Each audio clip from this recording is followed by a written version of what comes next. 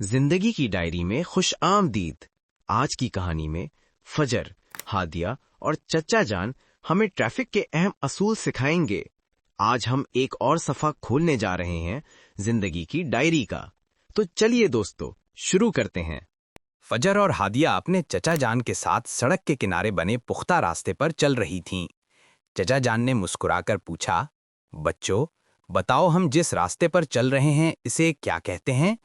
फजर ने फौरन जवाब दिया, चचा जान, इसे फुटपाथ कहते हैं। ये पैदल चलने वालों के लिए होता है। चचा जान ने कहा, शाबाश, फुटपाथ इसीलिए बनाया जाता है ताकि लोग सड़क पर ना चलें और महफूज रहें। बातें करते करते वो तीनों सड़क के बड़े मोड़ के करीब पहुंच गए। वहां सड़क के दरमियान एक ऊंचे खंबे पर 3 रंगों वाली बत्तियां जल रही थीं। चचा जान ने कहा, बच्चों, ये ट्रैफिक सिग्नल होते हैं। ये गाड़ियों को रोकने और चलाने का इशारा देते हैं। उस वक्त सुर्ख बत्ती रोशन थी। चचा जान बोले, सुर्ख बत्ती का मतलब है रुको, इसलिए सब गाड़ियां रुक गई हैं। कुछ देर बाद जर्द बत्ती जलने लगी। जर्द बत्ती का मतलब है कि सब गाड़ियां तैयार हो जाएं। फिर जैसे ही सब्ज बत्ती रोशन हुई, तमाम गाड़ियां चल पड़ीं। कुछ देर बाद सुर्ख बत्ती दोबारा रोशन हो गई तो इस तरफ की ट्रैफिक फिर रुक गई।